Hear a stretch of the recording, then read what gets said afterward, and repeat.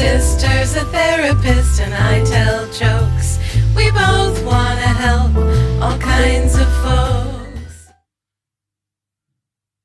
Hello, and welcome to My Sister's a Therapist. Someone asked me the other day, where did you come up with the name for your podcast, My Sister's a Therapist? And I said, well, it's because my sister's a therapist, and her name is Laura Ryan.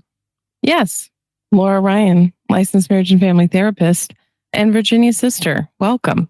Yeah, I frequently give bad advice to people, and I couch it with, well, I'm not a therapist, but my sister's a therapist. Look, I'm not a therapist, but that guy sounds like a narc. You know, this is the kind of bad advice that I will give. Right. Doesn't that count for anything? This week it is Laura Ryan's topic. Laura, what are we talking about today?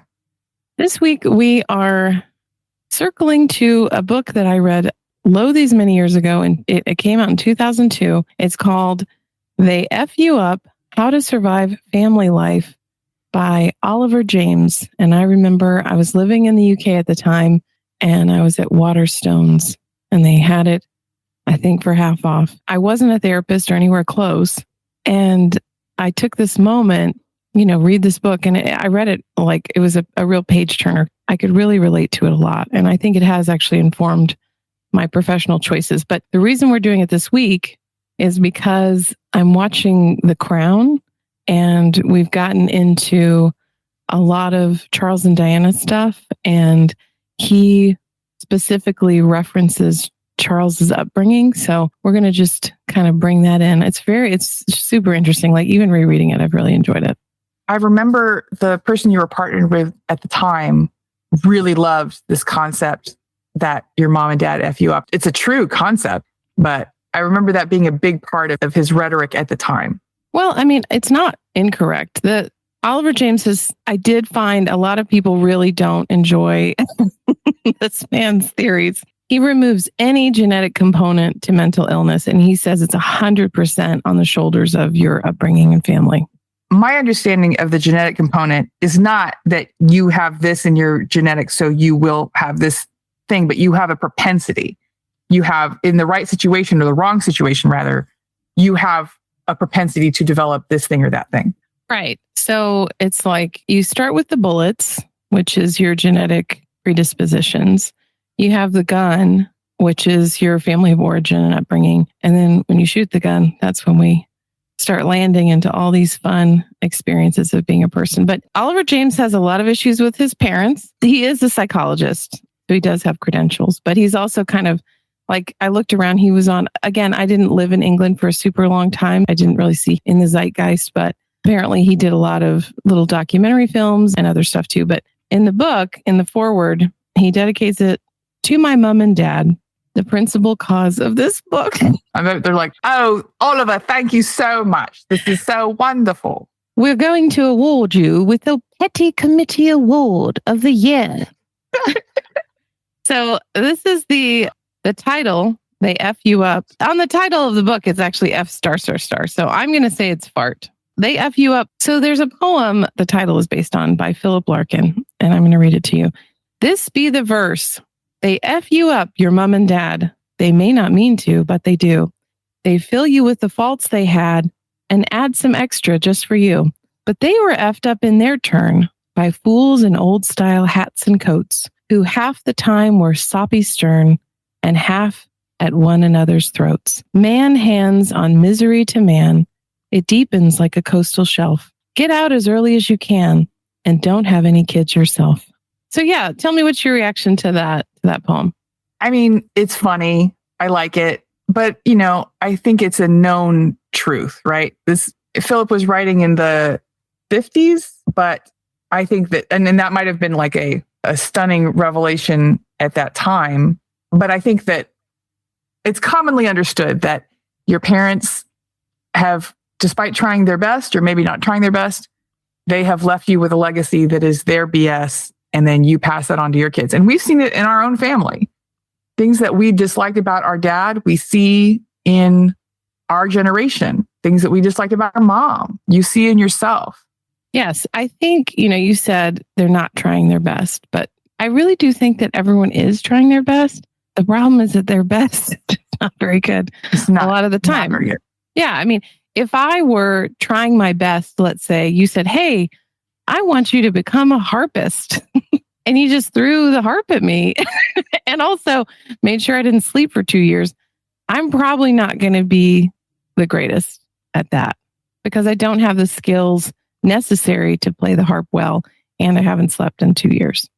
And I would never throw a harp at you because they can be very big sometimes. And I also think that it would probably damage the harp. We want to avoid injuries at all costs. So here's the premise of the book. How we react to our friends, as well as who we pick as a lover, our abilities, our interests at work. In fact, almost everything about our psychology as an adult is continually reflecting our childhood in our day-to-day, moment-by-moment experiences. And this resonates with one of our very recent topics, imago. Like it's saying the same thing on a different page, right? Right. That we are saddled with a legacy that forms our decisions every moment of every day. Yes. And the premise of this book really validates my beliefs. So I think that's why I liked it so much when it came out. Everybody loves finding a self-help book that tells you what you already thought. I think validation is something that we really don't put enough emphasis on in our culture. It's so important to feel validated. And I think that's one of the mistakes a lot of parents make. So the UNICEF State of the World's Children Report from 2001 said that for a government that wants to improve the lot of its people, investing in the first years of life is the best money it can spend. But tragically, both for children and for nations, these are the years that receive the least attention. Right. And I remember a professor once described it as, DOS, the computer. Oh, MS-DOS? Yes. Sure. You're familiar. You're an old, so you will be familiar. I'm an old. So what is MS-DOS in your memory? MS-DOS is a programming or like a language, a way to communicate with computers. Before you clicked on everything, before everything was just clicky on a picture like a monkey, you would have to write a thing into a computer, and it was better that way. We liked it.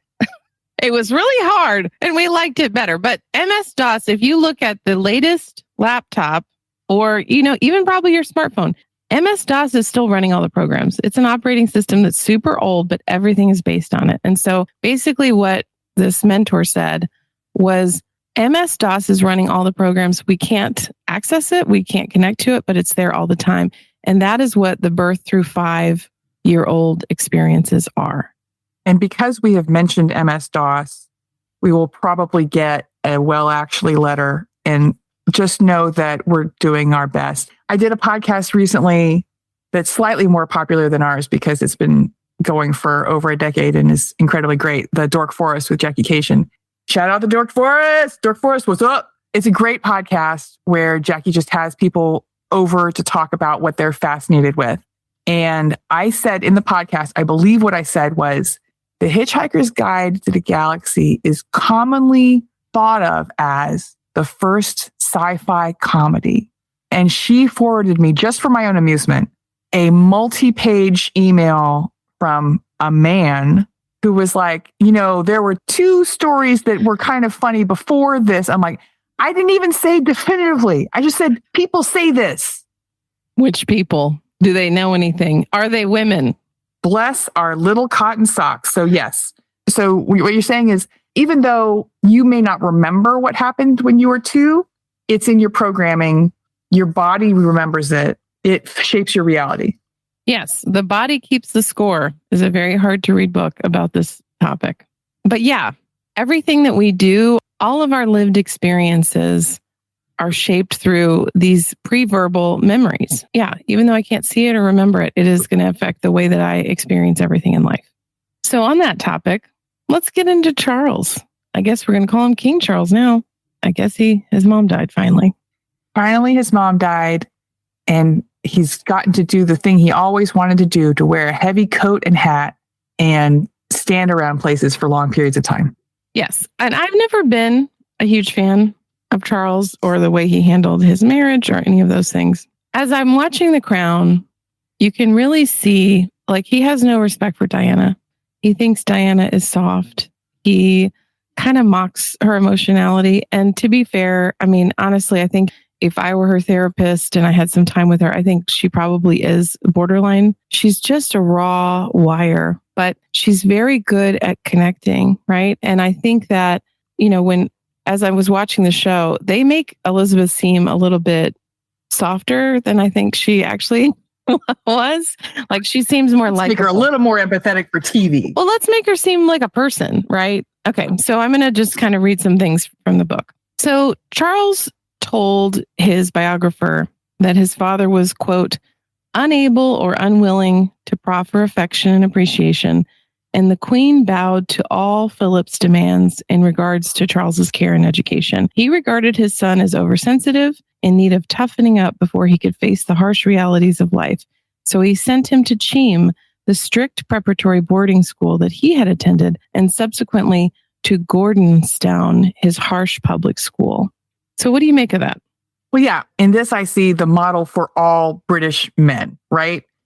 Any softness, any emotionality has to be just beaten out of you until you can only connect with your friends and loved ones when you are drunk.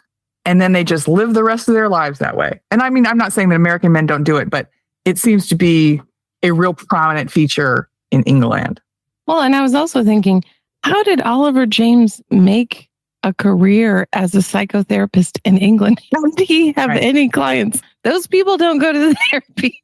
No, but clearly enough go to keep food on his table. This is off topic, but I want to share it. So too bad. Did you know when Prince Charles and Lady Camilla Parker Bowles met, one of her pickup lines to him was, did you know that my great-great-grandmother was the mistress of your great-great-grandfather? Because her great-great-grandmother, Alice Keppel, was one of King Edward's most favorite mistresses. Like, that is how small the gene pool is in the royal family. I think that's the case, yeah, for any of the old money people. There's 10 of them. It's the same as British comedians. There's only 7. And so and they get to be on everything. He's in a soap commercial and this like emotional historical drama and this great comedy show. That's amazing. Well, there's only 10 of them. Yeah. Right. So yeah, according to Philip, a boy with such a, quote, shy and reticent disposition, end quote, needed something that would draw him out and develop a little more self-assertiveness in him. Only someone close to the emotional needs of others could have imagined that the vicious environment found at Gordonstown would have had this effect. We hear it all from Morrissey, right? Like he was very down on the public school experience, the abuse, the, just the whole environment of mockery and punishment, and disliked what it did to him and other men in British society.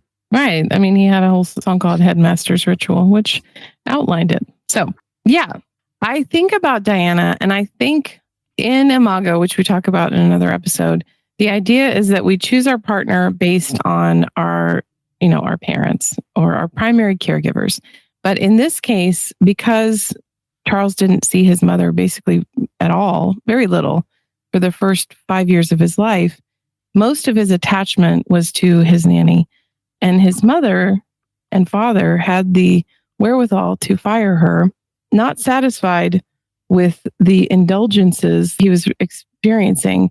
Prince Philip had gone to considerable lengths to sack the most loving figure in Charles's early life, his nanny, Helen Lightbody, for being, quote, too indulgent. I see. Yeah. When he met with Diana, what he was attracted to was that softness and kindness and connection, and the fact that she was a very hot teenager. Yeah, but like, again, when you're in that small a dating pool, I find that people tend to overlook that stuff. They're like, look, there's only like looking at landed gentry and titles and stuff. There's maybe 100 people in the world you could marry. Like the idea, the Hallmark idea and the Barbie idea that you can just marry some commoner, very unusual, very frowned upon. So I think people will be a little more lenient to dating every member of a family. Well, and I think also, in the royals, to find a person who is of your same stature, in the caste system is unusual. And plus, you're trying to find one that speaks English, which I think would be even more difficult. Also a challenge. But yeah, when I've tried to date, this is something that I've observed in life. Whenever you've been dating a guy for long enough that he takes you home, you discover that one of his brothers is way hotter. And you're like, why did I get stuck with this guy? And then when you try to make the switch, everyone makes a big deal about it. And they're like, you ruined Thanksgiving. You don't want to cross-pollinate because stuff gets weird. I want to date like the royal family. That's all I want. That's all you want? That's all I want. Okay. I want to date every member of the Hacker family. Shout out to Sean Hacker and the Hacker family. I hope they're listening. They're really gonna enjoy this. So Prince Charles suffered from painful self-consciousness, feelings of awkwardness, inhibition, and reticence. But it was also accompanied by anger directed at a shaming parent. This may have something to do with Charles' very public advocacy for causes that his father loathed, like ecology. Shame is most often induced by humiliating put-downs and belittling comments that leave a child feeling that he has been too big for his boots, all of which Philip directed towards Charles. This shamed child is left with no dignity, no sense that he is in control of himself or of others' perceptions of him. How do you think that would square with being a king? You know, their emotionality is not a valued aspect in being a king, right? Like being connected to your feelings, that's not something you need to have the stiff upper lip and the stiff bottom lip and like everything stiff everywhere, really. The child abuse that Prince Charles suffered was how his family knew how to make a monarch. Right. You can't have lips. Cannot. Yeah. So it's very tough because I just feel like how on earth is this man ever supposed to be successful in life? When this is where he's coming from, like when you feel actively shamed by both of your parents. And also in the book, it talks about how his siblings really bullied him too. And even though he was the oldest, he was bullied the most. And a lot of people were saying that they thought that maybe a lot of the bullying from Philip was jealousy because he would never be king. And so he didn't have that same derision for his other sons because they weren't going to be king either. Just really settled on Charles. That's sad and interesting about Prince Philip, and how terrible to be in a position where you are envious of your child, right? And like treating your child as less than because you envy their lot in life. Yeah. I mean, I think Prince Philip had a lot of mental problems. I think he has his own extremely complicated trauma history. I think being a part of that world, it just makes you ill. I just don't think it's really, you're not allowed to go to therapy. Like, everything is really shut down. You can't really have an internal life. I mean, I feel like this is why Philip's grandson has flown the coop, because it's not a good world to be a part of. Yeah. When you're talking generational abuse and, in families making the same errors over and over again, the royal family is a great place to start because, it doesn't look like a lot of fun over there. And so Oliver James has a theory that if Charles's mother had been more present, he probably would have been more mentally ill. So you're saying it might have actually been worse for his well-being if she had been a full-time mother. But in reality, she was encouraged by a husband who was not present at 6 of the first 8 of Charles's birthdays. Elizabeth only saw her son for half an hour at 10 a.m. and for bathing and bedtime in the evening. It should come as no surprise to learn that his first word was Nana, the name for his nanny, Helen Lightbody, whose father fired when he was 3. In a way, that sounds like the ultimate. Like, if that was what was required of me to have a kid, I would probably do it. Oh, I could have half an hour in the morning. 1,000% I could do that. I could do that on my head. Half an hour in the morning and then a quick visit before bedtime and say, and how was your day? Was it all right? Okay, well, bye. Well, there's a woman on TikTok who kind of does. That's her whole bit. And that's her whole thing. It's, it seems that the child has soiled her diaper. I think I've had enough. Oh, everything's a bit sticky. Take her away. Take her away. How are you finding childhood? You're 5 months old now. Yes. I don't think a lot of people are cut out for parenting. I think that's just the facts. I don't think that Elizabeth was maybe cut out for parenting. She was cut out for giving birth because she did that a whole bunch. But I just think like a part in the book where she's talking to a friend, and I think at this point, Charles is almost 1, and she's writing a letter and says, "Oh, it's very hard to believe that I'm a mother." Oh, here he is again. Well, but like in her generation and in every generation up until the last 45 minutes, it didn't matter whether you were cut out to be a mom or not. It didn't matter if you had the training, the mental ability, the emotional availability to be a mom. You just were. If you were partnered, you were a mom. The end.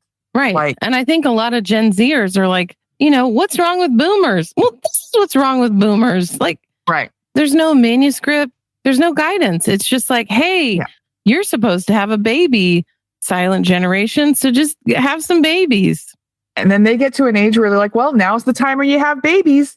Doesn't matter if you wanted them or have a life that's appropriate for them. Just like, now's the time. A whole bunch of people having kids that they didn't want and are not equipped to care for didn't work out good. That's shocking. That has negatively impacted our society. That's so wild. Yeah. So she was gone for, I think, when he was 2 years old, she was gone for 6 months. So she came back to England from this long thing. And after 4 days, she had been at the castle for 4 days where her child also was. But after 4 days had passed, she finally visited her 2-year-old son. Although upper-class mothers at the time often played minimal roles in caring for their children, few mothers would be so cool about seeing their toddler after several months of gap, suggesting that she was not emotionally engaged, not longing to find out how he was developing, or herself eager to enjoy the love that comes from a small child. Although both of his parents were in Britain on Charles's 5th birthday, neither of them made the journey to celebrate it with him at Windsor. Amazing. But also, if you're only seeing someone for 40 minutes a day, like, the one thing leads to another. She didn't have a close relationship with him because she didn't have a close relationship with him. It's like the Air Supply song, making love out of nothing at all. Like, if you don't make having sex leads to warm feelings. Spending time with a child leads to a connection with that child. If you don't do it, you don't have it. Right. But also, the fact that you don't want to do it says that there's something deeply wrong with you. The fact that it doesn't occur to you up front, like, she didn't have to abandon her child all the time. That was a choice she made. Like, Diana took their children with them when they did all these different things because she wanted to be present for her children. And guess what? Charles was real appreciative of that. So you may wonder to yourself, okay, let's say that I'm Charles. It's probably a little too late now, but you may be wondering how not to F up your children. Oliver James wrote a follow-up book, and this is what he says. How Not to F Them Up focuses on the well-being of the parent as a starting point for meeting the needs of the child. In reality, he argues, the happiness of a parent is, quote, what will ultimately decide whether your child has a fruitful, sane life, end quote. And sorting out your own well-being is not always easy. As he puts it, the real challenge in parenthood is you, not your child. Right. And I think that all tracks. Don't have a child that you're not emotionally ready to have. We talk about this all the time, how it would be great to have to go through the application process that you make to adopt a child or to adopt a dog for that matter. Like, I just went through the real ringer trying to get my hands on a Boston Terrier in this market. Doesn't require planning or consent or anything to have a kid. And that does not set the parent or the child up for success. No. So he says, basically, I was so effed up by my mother. She had 4 children under the age of 5 and found it difficult to cope. Often I was left crying in my pram at the bottom of the garden. So we're going to translate that. I was crying in my stroller at the bottom of my backyard. According to Oliver, this gave him an aggression problem. Quote, by the time I arrived at Eton at the age of 13, the place Elizabeth wanted Charles to go to school, I was quite feral. Not long after I arrived, I assaulted a boy who mistakenly flicked me with a key ring. I was saved by my housemaster, who took me under his wing and helped me into Cambridge. Although I went on, I gradually learned to channel my inner rage into a more productive direction, that of my work. So he talks a lot about having substitute parents. If you don't have great parents, you can find some folks out in the world. So do you have any substitute parents in your history? Absolutely. Laura and I were talking about this yesterday, that although we suffered a good deal of neglect when we were coming up, we each have friends' mothers, boyfriends' mothers who really went out of their way to help us. My friend Joan's mother was very important in my life. Yeah, my friend Andrea Bradshaw's mom, Lou, shout out to Lou, was really important. And, I even had dads, like my supervisor when I was getting my license, Michael Sliwa. He was a great dad. And so he played that role for me in mentorship.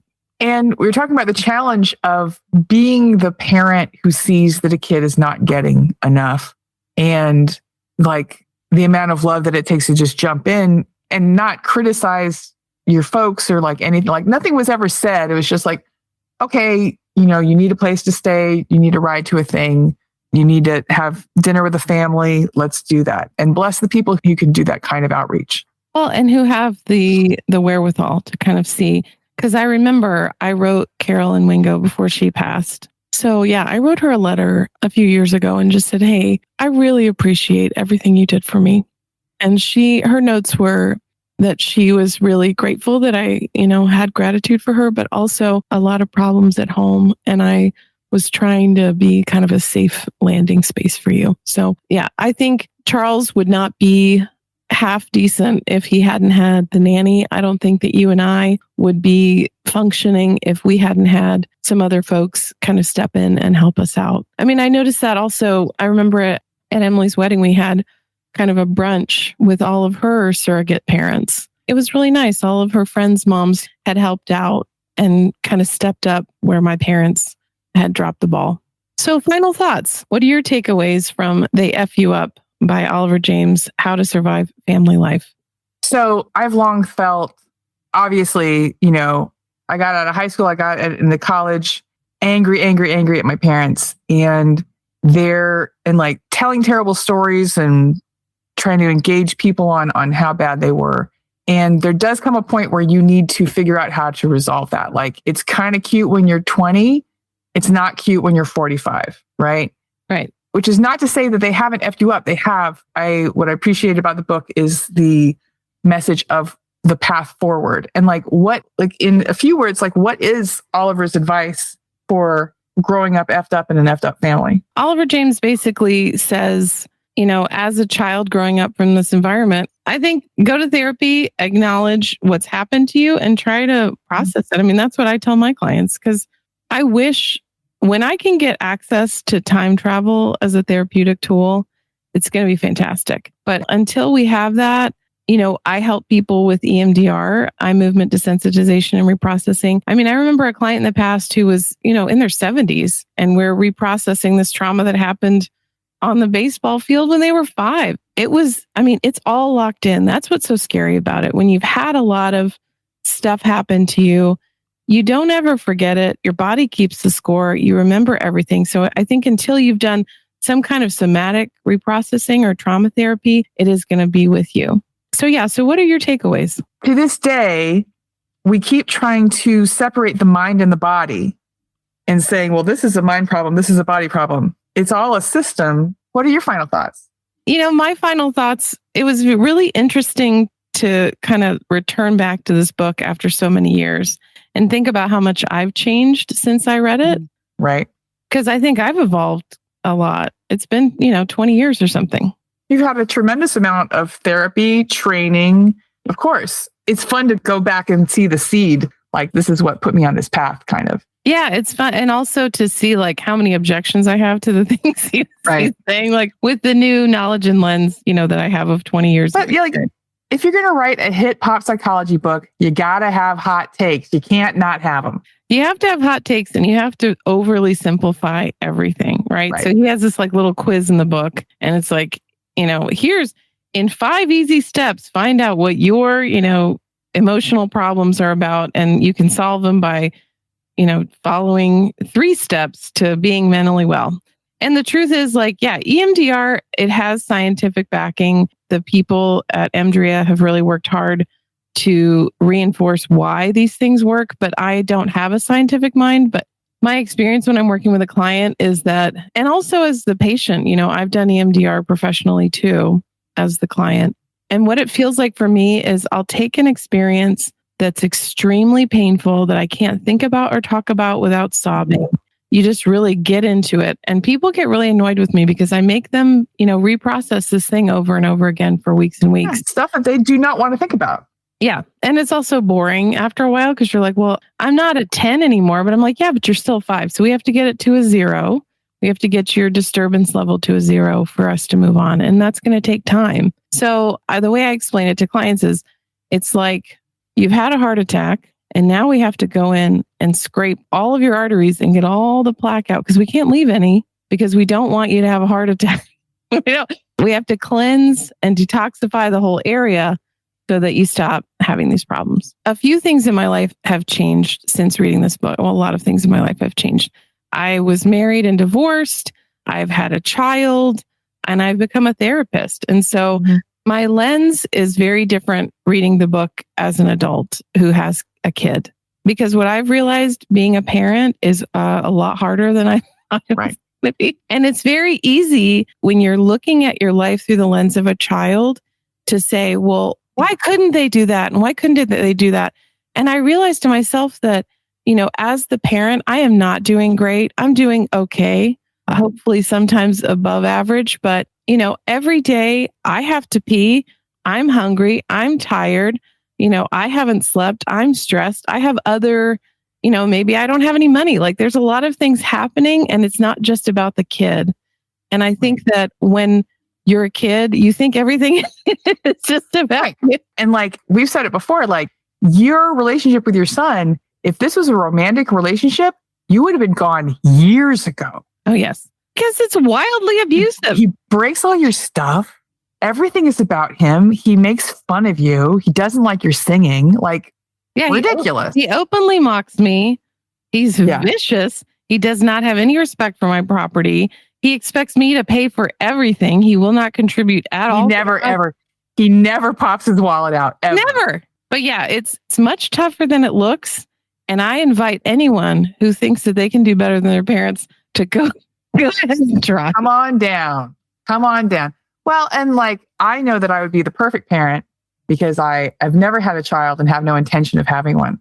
Well, and I used to teach parenting class. So I would do these free classes on the weekends, Parenting with Love and Logic, shout out. And I remember the parents would say, so how many kids do you have? And I would think, why are they always saying that? Why are they asking me that? I am practically licensed. I've read every book about child development. I have a niece and nephew that I take care of intermittently every once in a while. I was probably a Queen Elizabeth level mom at that point. So, Laura, do you have a listener review for us this week? So this user review is from Hezo, and it says, wicked, smart, and funny. Great mix of comedy, culture, and clinical insight. The hosts are funny, thoughtful, and curious. Great energy, excellent chemistry, and contagious laughter. A winning combo for a podcast duo. Favorite episode so far? Soulmates and The Friend Zone. Check these ladies out. Thank you, Hezo. Thank you very much. Thank you, Hezo. So, Laura, where can people find you online, professionally and otherwise? They can find me at lauraryan.org. They can also find me on TikTok. I am Laura Ryan. And also, fun fact, I learned this on TikTok this week, that apparently most people who are listening to TikTok are actually looking to feel connected to other people and feel like they're having emotional connection. I was thinking, well, then they could just listen to our podcast because everyone says that all they're doing is having a great convo with two sisters. So, Virginia, where can people find you on the interwebs? You can find me at Bedinia on TikTok, and my website is bedinia.com. And Bedinia is the nonsense word that will find you all things Virginia Jones. Reach out, give me a follow, be my friend, whatever. Come to shows. We're going to have a good time. In closing, we want to say thank you so much for listening. We appreciate you. Please share the podcast around if you have not done so. And in the immortal words of Billy Ray Valentine of Trading Places, we can make it, baby. Me and you. Bye. Bye-bye.